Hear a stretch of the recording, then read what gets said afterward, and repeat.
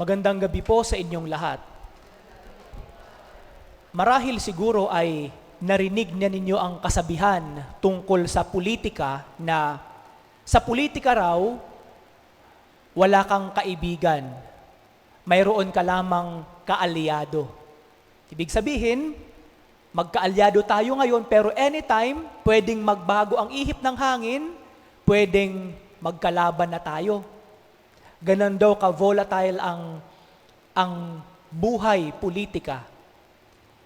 Para sa mga Hudyo noong panahon ni Jesus, ang kanilang kaaway ay yung mga tao na hindi nila kapanalig. Ibig sabihin, iba ang paniniwala. Yung kanilang mga kaaway, ito yung mga tao na hindi kasama sa piniling bayan ng Diyos sa Israel. Ibig sabihin, hindi lamang kapanalig, kundi hindi Israelita. Meron lamang silang mga kaalyado na mga bayan. Ibig sabihin, pwede silang magkaroon ng kapayapaan sa isang grupo ng mga tao, sa isang bayan or sa isang bansa. Magkakaroon lamang sila ng covenant. Pero hindi sila magkaibigan. Alyado tayo ngayon dahil may pinag-usapan tayo. Pero anytime, pwede tayong magkalaban.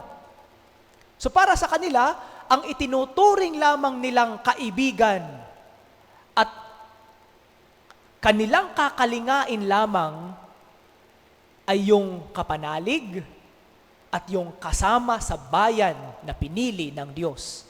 Labas nito, itinuturing nilang kaaway. Kaya nga sinabi ni Jesus muna kung ano yung pinaniniwalaan ng bayan ng Israel, kung ano yung itinuturo sa kanila. Sabi niya, narinig ninyong sinabi, ibigin ang inyong mga kaibigan at kapuotan ang inyong kaaway. Yun ang pinaniniwalaan ng bayan ng Israel. Pero binago ni Jesus ito. Sabi niya, ngayon, ito naman ang sinasabi ko, ibigin ninyo ang inyong mga kaaway at idalangin ninyo ang mga umuusig sa inyo upang kayo ay maging tunay na mga anak ng inyong amang nasa langit.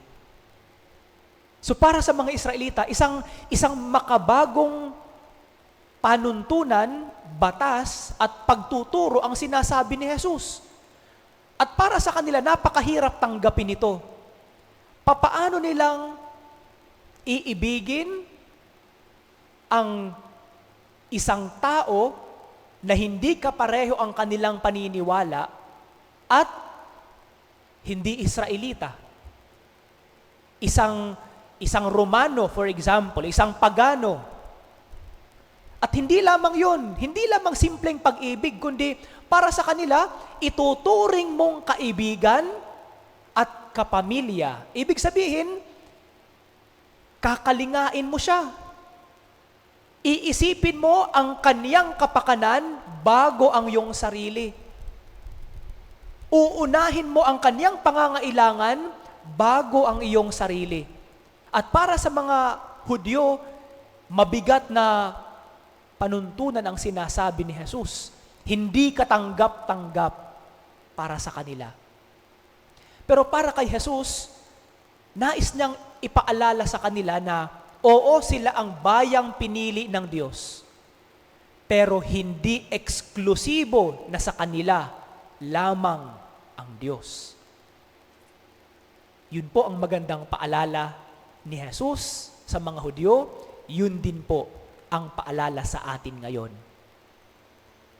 Ang pag-ibig sa kapwa ay hindi lamang pag-iisip ng maganda para sa kanya, kundi uunahin mo ang kanyang kapakanan bago ang iyong sarili.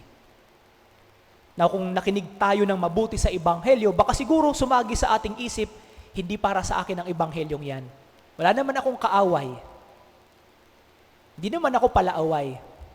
O wala akong maisip na kagalit. Pwedeng ganon. Marahil siguro, wala kang kaaway, pero pwede ring mangyari na hindi natin namamalayan, Gumawa man tayo ng mabuti sa ating kapwa, may mga tao pa rin na minsan hindi maganda ang pagtingin at ang kalooban sa atin. Nasaktan dahil sa ating simpleng salita.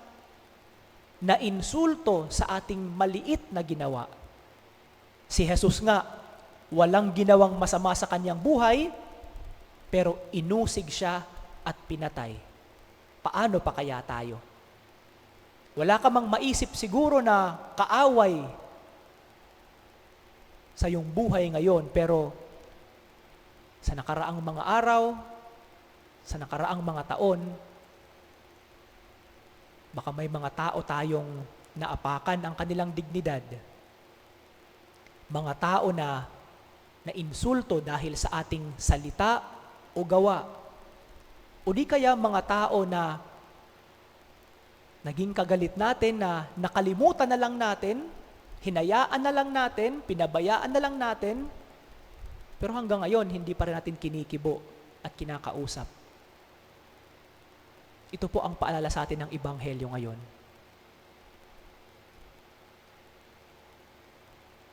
Hindi po malaking kawalan sa atin at walang mababawas sa ating dignidad at pagkatao kung tayo po ang mauunang lumapit sa kanila at hingin ang kanilang pagpapatawad.